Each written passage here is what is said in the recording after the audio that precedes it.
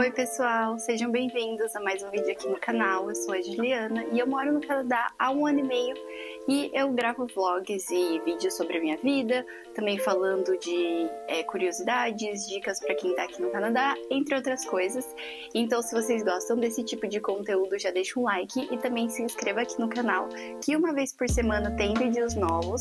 E quem quiser me seguir no Instagram, o arroba é Jules_Nacione.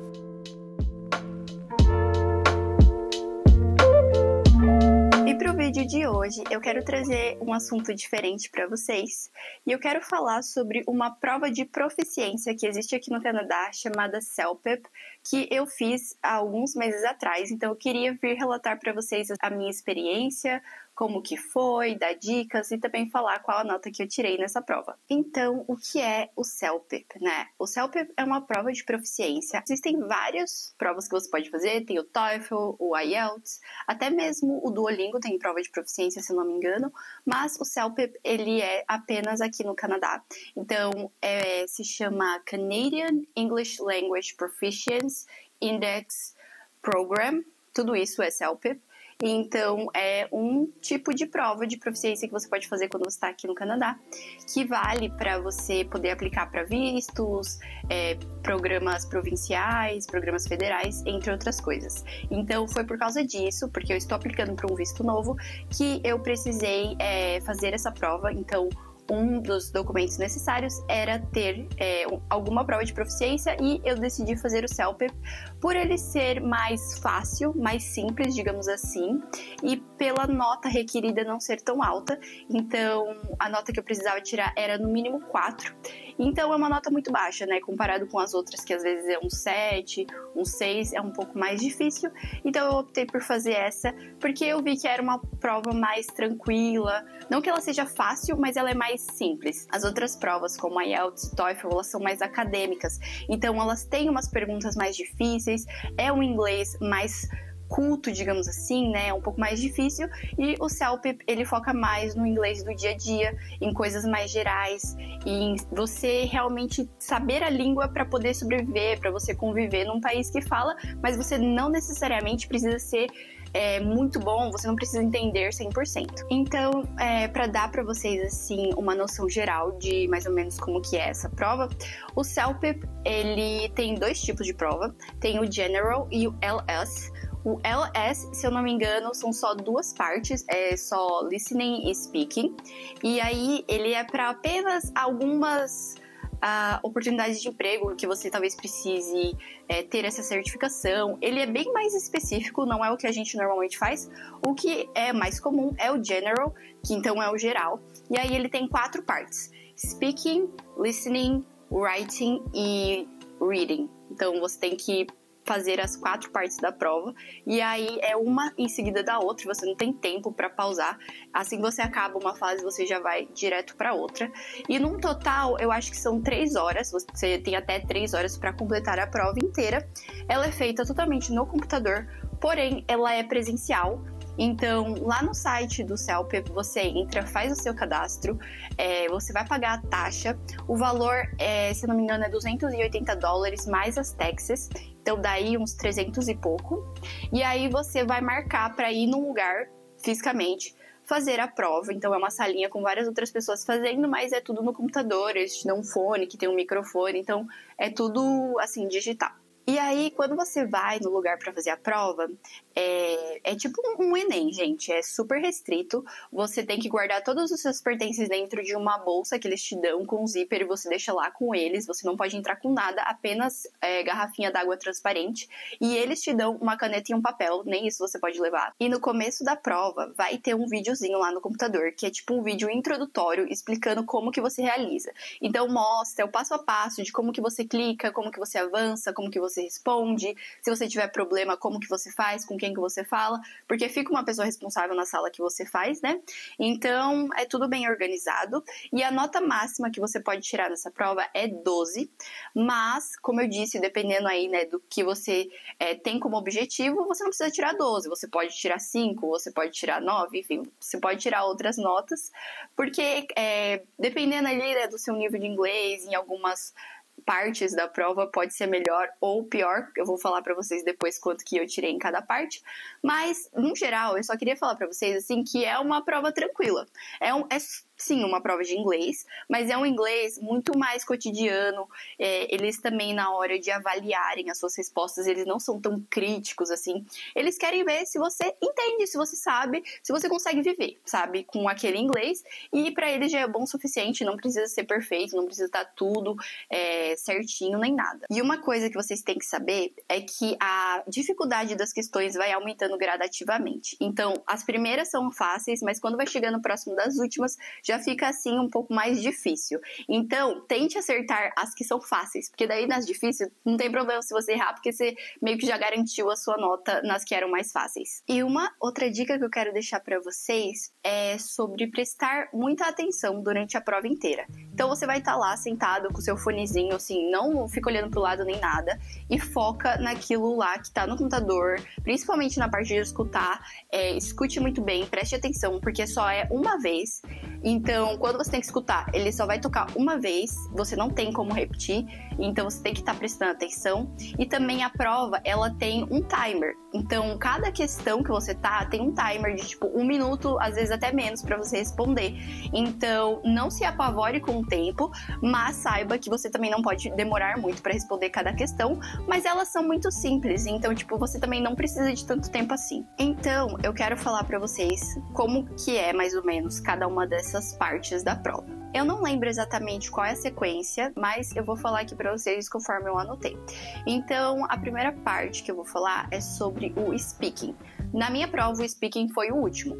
E aí, você vai ver imagens. Então, tipo assim, no computador vai aparecer imagens e aí eles vão fazer perguntas relacionadas àquelas imagens ou situações e é isso que você vai ter que responder. Eles dão alguns segundos antes de você responder. Então, você tem uns segundos para você se preparar e aí depois começa a gravar e você tem que dar a sua resposta. Você não pode pausar, você não pode pular, você não pode voltar. Enfim, conforme ele vai te mostrando, você vai ter que ir respondendo, não tem tempo. Então, é uma emendando na outra. E nessa parte de speaking, é sempre isso. É alguma situação, então ele vai falar assim, numa situação que tá acontecendo isso, o que você faria? O que você falaria pra pessoa? Como você agiria? O que você tem a dizer sobre esse assunto? E aí você vai lá e dá a sua resposta. Então, tipo assim, você tem que falar na lata. E, gente, eu achei que eu tinha ido muito mal na minha parte de speaking. E eu não fui tão mal assim. Porque eu tava nervosa, então, tipo assim, acabei me embolando. Mas, como eu disse, eles têm critérios diferentes pra avaliar. Então, eles são bem mais simples. No speaking é basicamente isso. Tem umas imagens lá também que eles mostram, tipo, o que tá acontecendo nessa imagem? Aí você tem que falar o que tá acontecendo. Descreva, tipo, as pessoas que estão na imagem. Ou então, descreva exatamente o que tem nessa imagem pra alguém que tá com você e não consegue ver. É algumas coisas assim. Agora, na parte de listening. Então, como eu disse, o listening, ele vai ter lá um áudio. Então, você tem que prestar muita atenção, porque ele só vai tocar uma vez. E aí, você vai escutar todo o áudio. Tem alguns que são mais curtos e outros que são, tipo, 3 minutos. Então, é um pouco mais difícil. Porque depois que você escutou, você tem que lembrar tudo que a pessoa falou naqueles 3 minutos. E é por isso que eles dão papel. Então, você pode fazer anotações, escrever palavras-chave. Ajuda muito escrever as palavras-chave pra te lembrar depois, porque, tipo, você fica meio nervoso, então você não presta totalmente atenção naquilo que a pessoa tá falando, e quando chega na parte da pergunta, você já não sabe mais nada. Então, faça anotações, deixe lá palavras-chave do que você tá escutando, pra te ajudar a lembrar. Depois dos áudios, sempre vem perguntas. E aí, gente, que tá a pegadinha. Prestem atenção em detalhes, porque eles perguntam basicamente detalhes. Não são, tipo, perguntas super profundas e difíceis sobre relacionada, né, àquilo que você escutou. Às vezes são, tipo, detalhes mesmo. Eu lembro que teve uma questão minha que era, tipo, um áudio de 2 colegas de trabalho conversando sobre qual presente dar pra mãe, uma coisa assim. E aí eles estavam discutindo sobre flores, que tipo de flores, não sei o que lá, o que dava, com chocolate, enfim. E daí depois, gente, uma das perguntas era que tipo de flor ele decidiu comprar. Eu não lembro, tipo assim, eu entendi que ele queria comprar flor, mas se era rosa, se era tulipa, se era orquídea, eu não prestei atenção. Então, esses pequenos detalhes são coisas que eles cobram. Então, tipo, não vai ser uma pergunta super difícil sobre a situação. Agora, a parte do reading. Então, no reading, eles te dão um texto e daí eles te dão perguntas ou então lacunas pra você preencher. E aí, eles falam pra você fazer uma leitura dinâmica, que não é você ler tudo o texto e depois responder. Então, é primeiro ver a pergunta e buscar no texto a resposta. Eu acho assim um pouco complicado, mas como tem tempo, né? Você não realmente tem tempo para ler tudo. Por isso, leiam as perguntas e vão buscando as respostas no texto, porque senão vocês podem acabar não conseguindo responder dentro do tempo que eles dão. Mas aí essa parte do reading, eu achei assim que seria mais fácil, porém acabei me complicando, não tirei uma nota tão boa por causa de detalhes também. Às vezes tinha alguma palavra que eu não sabia a tradução, tipo, eu não conseguia entender o significado, então na hora de completar e colocar a resposta, acabei trocando uma com a outra, enfim.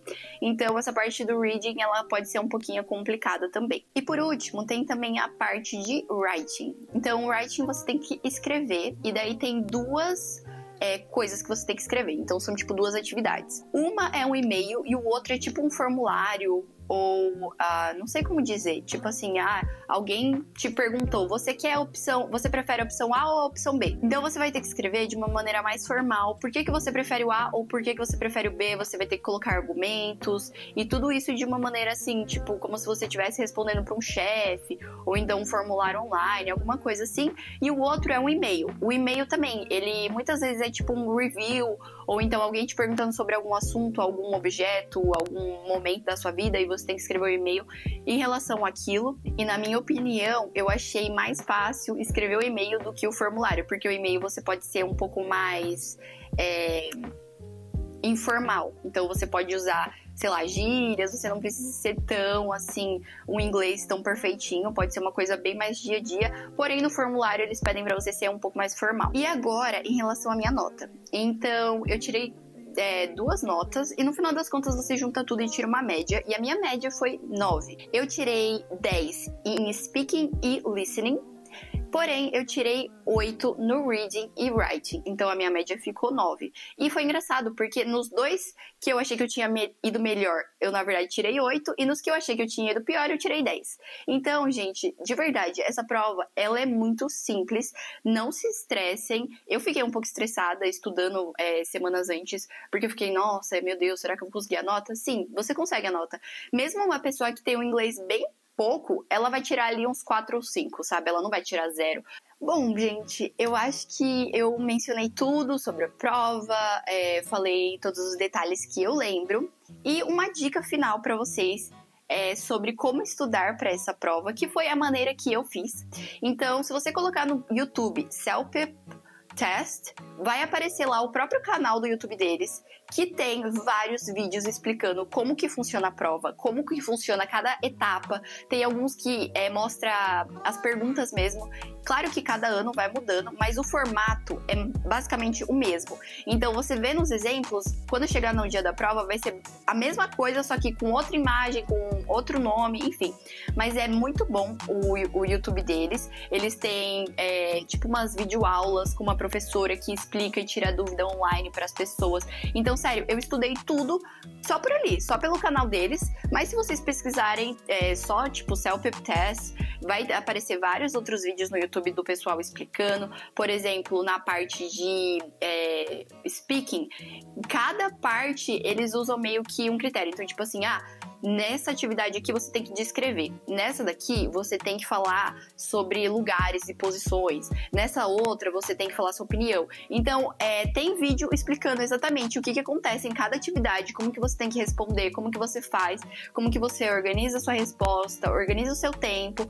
E eu achei muito bom. Então, assim, gente, estudem pelo YouTube. Não precisa comprar o livro texto deles, que eles vendem no site. Não precisa pagar professor. De verdade, tem tudo lá no YouTube. É muito, assim, não é fácil, porque a gente tá falando de responder perguntas em outra língua, mas é muito mais simples do que as outras provas provavelmente são. Então é isso para o vídeo de hoje. Eu espero ter dado dicas e poder ajudar vocês, caso vocês tenham interesse também em fazer nessa prova, se vocês têm medo, se vocês querem saber mais ou menos como ela funciona. Espero poder ajudá-los falando aqui do meu relato, de como que foi a minha experiência. E, esqueci de mencionar o tempo de resposta, né? Demorou, eu acho que uma semana, mais ou menos, uma semana e meia para sair o resultado.